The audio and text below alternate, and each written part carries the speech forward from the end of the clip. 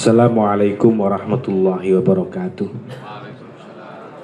Bismillahirrahmanirrahim. Nahmadukallahumma ala ma hadaitana li tariqikal qawim wa faqahtana fi dinikal mustaqim. Allahumma salli wa sallim wa barik ala sayyidina Muhammadin wa ala alihi wa sahbihi ajma'in. Amma ba'd. Yang terhormat, yang kita hormati bersama-sama Profesor Dr. Kiai Haji Ali Mufiz selaku Ketua Dewan Pertimbangan Majelis Ulama Indonesia Jawa Tengah, Ketua Umum MUI Jawa Tengah, guru saya Dr. Kiai Haji Ahmad Daroji, guru saya pula Kiai Haji Profesor Dr. Imam Taufik selaku Rektor UIN Wali Songo, para masyayikh, para kuyaha itu jamaknya kiai katanya, para masyayikhah, para ibu-ibu, bapak dan ibu pengasuh pesantren dan undangan sekalian. Termasuk juga yang kita hormati, tidak lupa yang akan hadir bersama-sama kita memberikan keynote speech Bapak Gubernur Jawa Tengah, Bapak Ganjar Pranowo. Sedikit berbeda, kemarin pagi saya bersama Profesor Imam Taufik menghadiri sebuah acara Silatnas Ibu Nyai Nusantara, isinya ibu-ibu semua. Bapak-bapaknya minoritas. Sekarang ini tampaknya kembali kepada fitrah pesantren yang asli, ibu-ibunya minoritas. Walaupun tadi disebutkan oleh Profesor Imam Taufik bahwa pesantren sekarang, di pesantren yang belajar santri putri itu jauh lebih banyak. Menurut data kami tahun 2020 atau 2021 itu santri banat di seluruh Indonesia itu 63%. Santri baninnya lebih sedikit. Oleh karena itu saya kira ya, peran kiai dan peran bunyai itu menjadi sangat penting sekarang. Nah, begitu juga di dalam konteks tema kita pada sore hari ini, sebetulnya Romo Kiai Daroji, Romo Kiai Ali Mufiz, saya harus matur bahwa matur di hadapan guru-guru saya itu jauh lebih tidak membuat nyaman. Mungkin kalau saya bicara di tempat lain, di provinsi lain bisa lepas, tetapi di Jawa Tengah, di hadapan para guru itu pasti khawatir salah. Nanti mubtada khobarnya keliru, fiil fa'ilnya keliru, itu pasti kalau santri pasti demikian. Oleh karena itu yang pertama kali tentu saya mohon maaf jika nanti dalam waktu yang sangat singkat ini ada beberapa kekeliruan, kesalahpahaman. Soal pesantren ini saya kira semakin lama itu semakin menjadi perhatian publik, semakin menjadi magnet. Tahun 2016 jumlah pesantren kita itu baru 26.000, 26.000. Tahun 2019 menjelang undang-undang pesantren diketok, disahkan, jumlah pesantren kita 28.900, hampir 29.000. Dalam waktu 3 tahun 2019 undang-undang pesantren diketok, tahun 2022 jumlah pesantren kita mendekati 38.000. Pertanyaannya kemudian,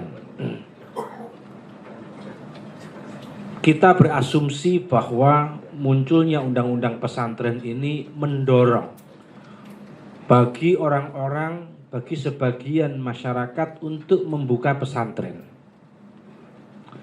Tetapi pertanyaannya adalah apakah orang-orang yang membuka pesantren baru meningkat hampir 10.000 dalam waktu 3 tahun itu betul-betul para kiai, para ulama yang memang niatnya limaslahatil ummah. Ini menjadi pertanyaan besar kami sekarang. Karena saya kira dalam beberapa sisi, dalam beberapa hal, munculnya undang-undang pesantren ini cukup menjanjikan. Menjanjikan dalam berbagai hal. Nanti insya Allah saya akan matur jika waktunya masih cukup. Karena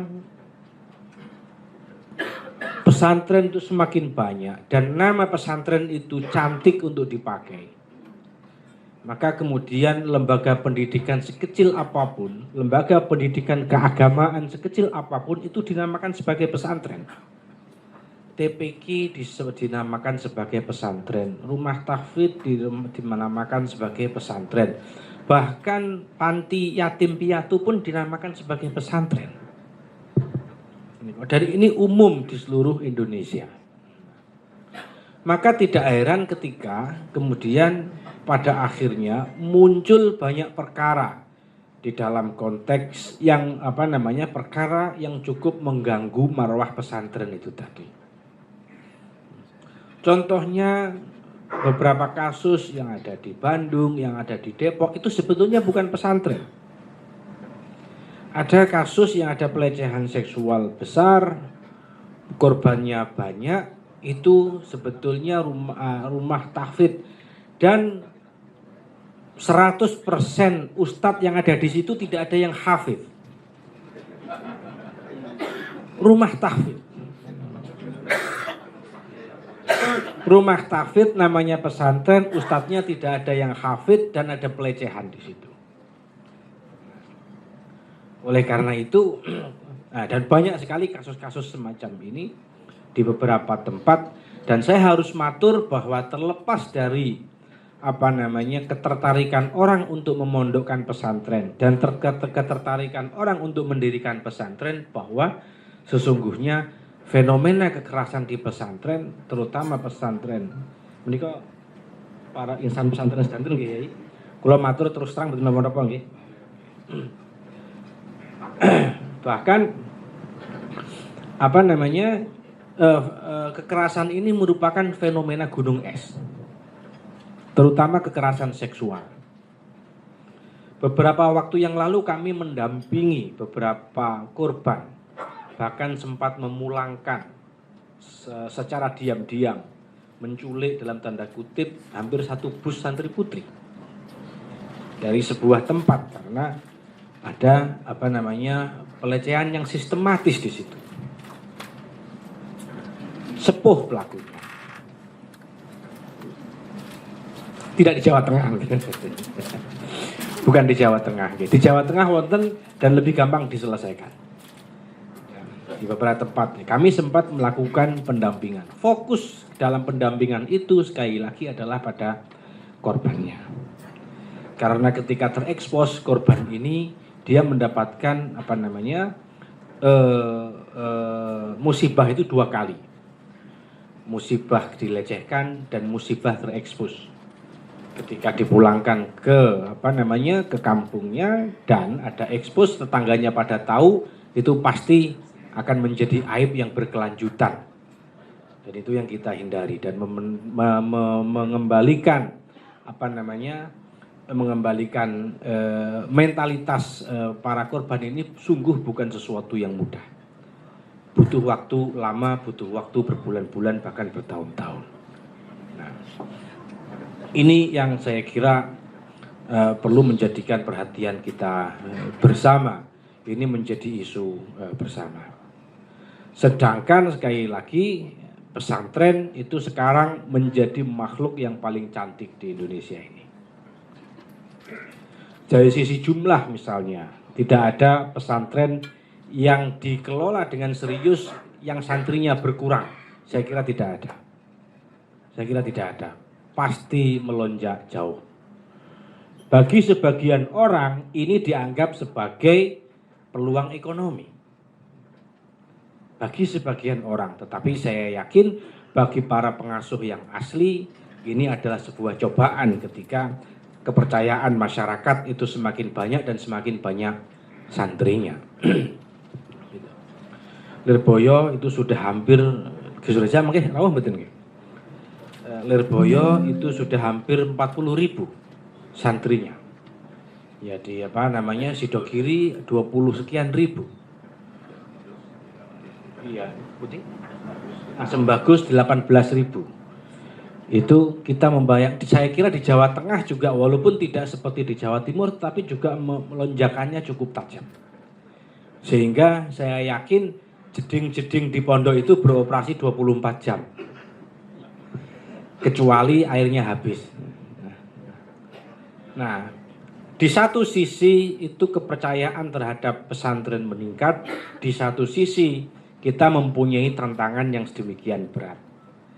Tantangan sesuatu yang menjaga, yang akan mengganggu marwah pesantren, dan tantangan yang berkaitan dengan bagaimana kemudian marwah keulamaan di pesantren itu terjaga. Dan beberapa waktu yang lalu Presiden menyampaikan secara eksplisit di dalam pidato tahunan, kalau tidak salah pada pidato tahun 2019, bahwa pesantren adalah partner negara di dalam pembangunan karakter. Saya kira ini adalah pengakuan yang luar biasa dari seorang kepala negara bahwa pesantren itu adalah partner negara. Kita tahu bahwa partner negara itu berarti kalau partner itu posisinya sejajar atau hampir sejajar. Dan saya kira dengan demikian secara implisit Presiden menyampaikan bahwa ada harapan besar terhadap pesantren di dalam pembangunan bangsa ini. Ini beriringan dengan munculnya undang-undang pesantren saya kira. Dan kalau di internal pesantren saya kira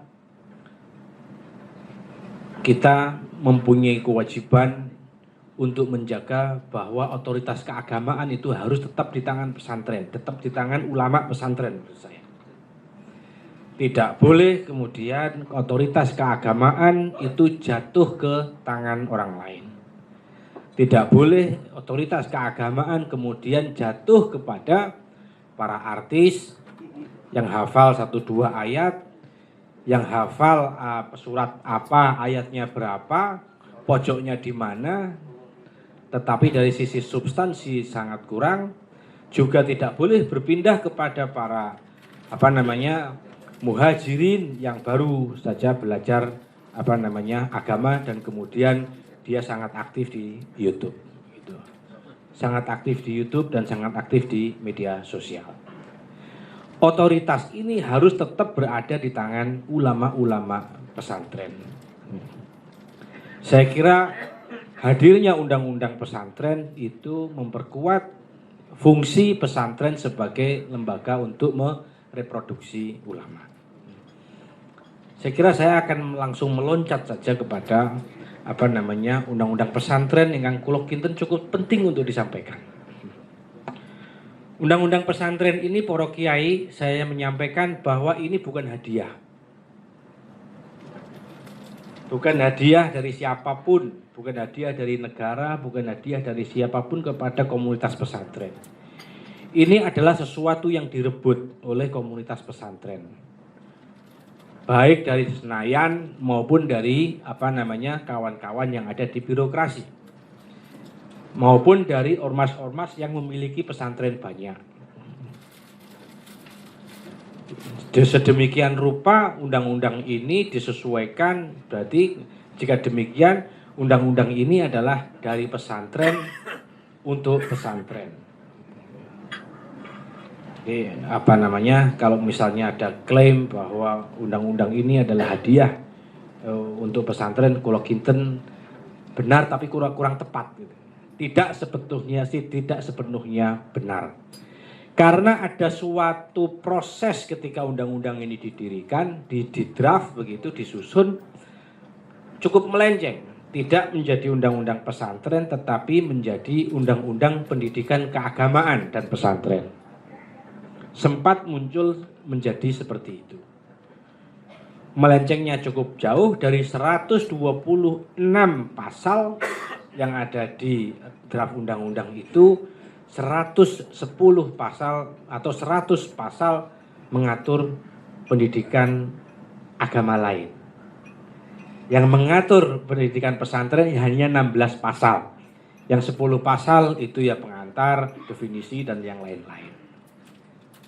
Pernah kita terjebak sampai ke sana, tetapi alhamdulillah berhasil diluruskan lagi menjadi undang-undang pesantren murni yang lex spesialis. Undang-undang pesantren ini menempatkan pesantren sebagai pendidikan yang masuk di dalam infrastruktur sistem pendidikan nasional, ekosistem pendidikan nasional. Walaupun antara undang-undang pesantren dengan undang-undang Sisdiknas itu ada perbedaan yang cukup besar.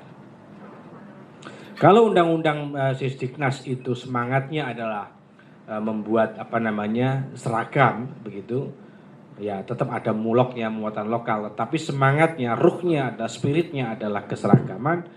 Tetapi di undang-undang pesantren ini ruhnya adalah keberagaman. Nyuwun sewu Gus, Pak Kup sudah rawuh, mohon ngapunten materi. Yeah. Alhamdulillah sudah rampung berarti. Oke. Matur suwun. Wau tuki pundi nggih? Undang-undang pesantren nggih. Undang-undang pesantren yang direbut oleh komunitas santri dari mana saja, dari pejabatnya maupun dari parlemen. Menikah sesuatu yang luar biasa. Undang-undang ini membawa 4 amanah setidaknya. Ya. Amanah yang pertama adalah soal fungsi pesantren. Di dalam undang-undang menika, fungsi pesantren itu dikembalikan seperti dulu-dulu, yaitu minimal ada 3. Selama beberapa waktu belakangan ini, 10-20 tahun belakangan ini, orang mengenal pesantren itu hanya sebagai lembaga pendidikan. Padahal sebetulnya pesantren itu mempunyai setidaknya 2 fungsi yang lain, yaitu lembaga dakwah dan lembaga pemberdayaan masyarakat. Kalau pesantren-pesantren tua dulu, pesantren-pesantren sepuh itu pasti ada 2 fungsi ini. Para santrinya ataupun para kiainya sendiri ataupun melalui berbagai cara, ada pengajian, ada rutinan, selasanan, istighosah, semuanya dalam konteks ngemong masyarakat dan itu dakwah. Termasuk juga pemberdayaan masyarakat dalam hal apapun. Kalau dulu itu masyarakat mengkhitankan anaknya, tanya kiai tanggal berapa, malam apa. Mau menikah juga demikian, mau tandur juga demikian, mau panen juga demikian. Nah, dalam konteks kiai atau ulama atau pesantren itu menjadi lembaga pemberdayaan masyarakat, memberdayakan masyarakat sekitarnya, memberdayakan alumni, memberdayakan yang lain-lain. Nah, maka fungsi ini tentu saja kemudian perlu untuk berjalan beriringan. Amanah yang kedua adalah masih dalam konteks pendidikan, itu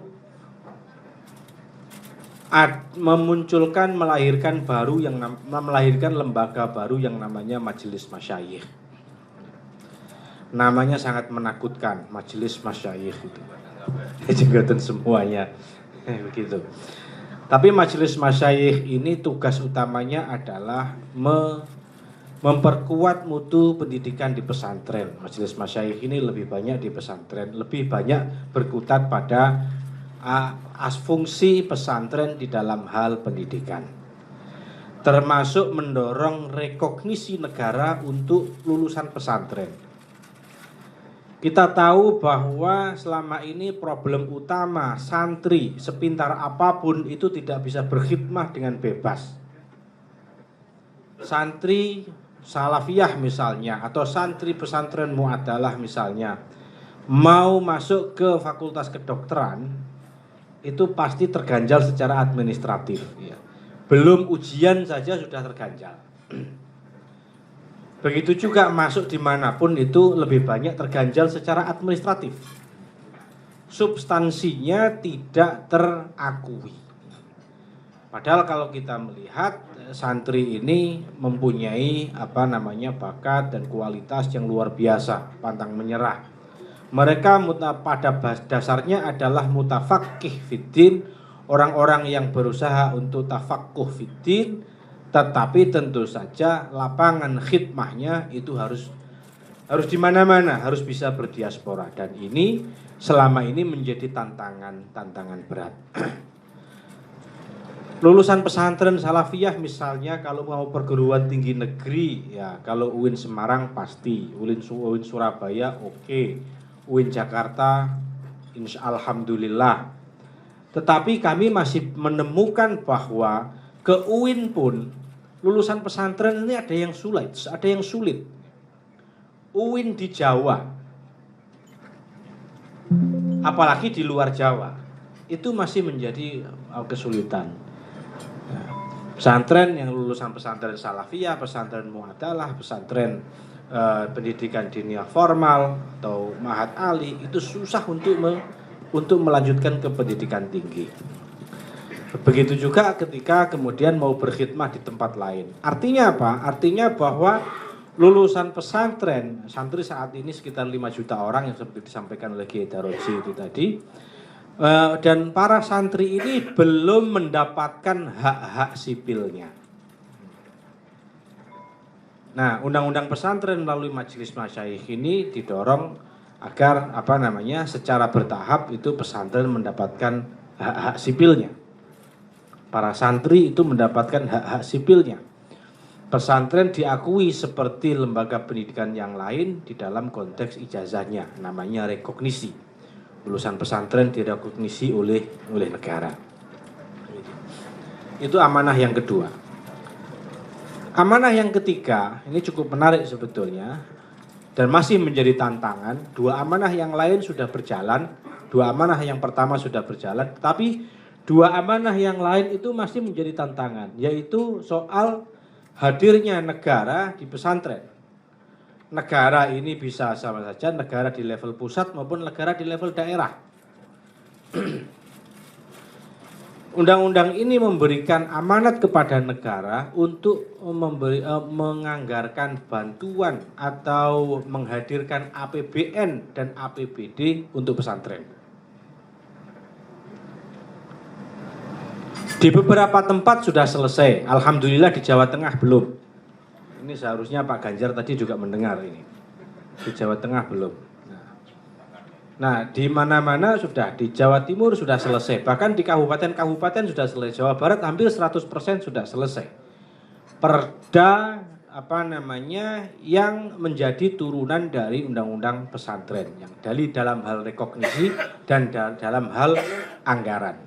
Begitu. Jawa Tengah ini memang kayaknya perlu ada dorongan yang cukup kuat dari para kiainya ini. Ya, saya kira kalau di Jawa Tengah kita harus, kalau orang Jawa Tengah dan ketika berkeliling kemana-mana, itu saya selalu membandingkan daerah-daerah yang lain dengan di Jawa Tengah. Aceh misalnya, anggaran untuk dayah dan untuk majelis permusyawaratan ulama, untuk anggaran dayah misalnya itu 17 miliar per tahun. Untuk MPU Majelis Permusyawaratan Ulama 23 miliar per tahun. Aceh. Papua Barat untuk MUI 11 miliar per tahun. Nah, di Jawa Tengah Pak Kesbangpol yang tahu. Nah, saya kira kalau kita membandingkan di mana-mana itu kita kita sebagai orang Jawa Tengah ini di dalam konteks ini itu cukup tertinggal. Maka kemudian saya kira kita mendorong bahwa para ulama, para pengasuh pesantren ini berperan aktif di dalam kebijakan publik. Saya kemarin baru mendengar bahwa anggaran untuk pesantren tahun 2023 di Semarang ya, atau di Provinsi Jawa Tengah, itu tidak berhasil diketok. Luar biasa. Ini berarti ada yang tidak linear antara pandangan dan visi presiden, kemudian sampai di level provinsi. Ya, padahal kita sudah mendekati tahun politik. Nah, maka saya kira menjadi sangat penting di sini bahwa para ulama, para pengasuh pesantren itu mempunyai keterlibatan yang cukup di dalam kebijakan publik. Begitu.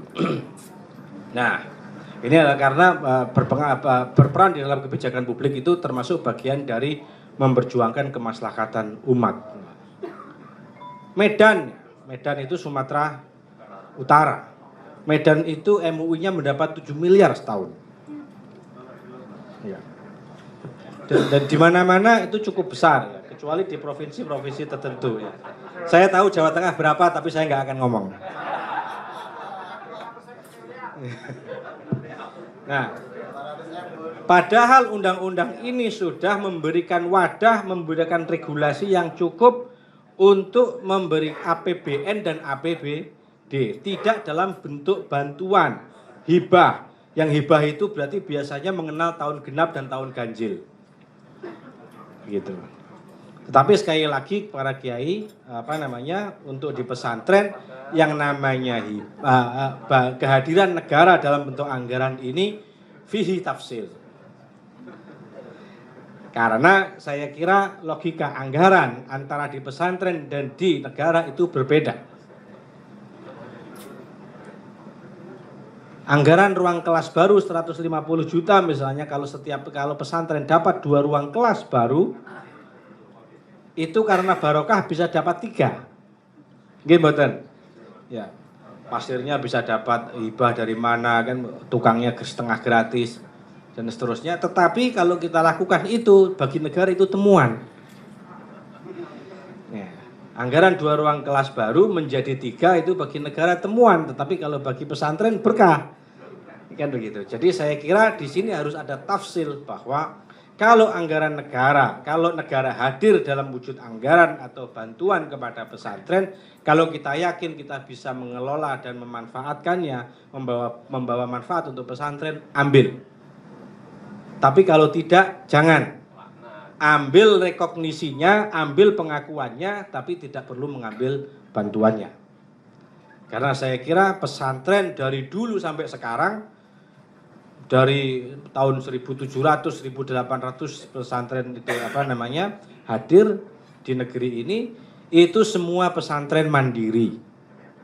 Ya, tidak ada pesantren yang tidak mandiri, dan alhamdulillah sampai sekarang tidak ada pesantren negeri. Begitu. Dan saya kira dalam konteks kebangsaan, pesantren ini dengan 5 juta santrinya, dengan 30.000 pesantren lebih di Indonesia ini, saya kira membantu negara di dalam menjalankan amanat Undang-Undang Dasar soal pendidikan. Tapi apakah bantuan ini diakui atau tidak, wallahu a'lam. Nah, jadi sebetulnya pas ada Pak Ganjar cocok ini bicara. Pas ada gubernur. Nah, karena saya kira sekali lagi ini untuk menjadi kesadaran kita semua bahwa Jawa Tengah ini di dalam keberpihakan kepada pesantren dan umat ini cukup anomali. Ya, cukup aneh, tidak seperti di di provinsi-provinsi yang lain, bahkan di provinsi yang santri, pesantren dan umat Islamnya minoritas. Papua Barat itu berapa persen sih umat Islamnya? Kan begitu. Tapi negara hadir. Itu. Amanah yang keempat masih soal anggaran adalah undang-undang ini memberikan amanat kepada negara untuk membuat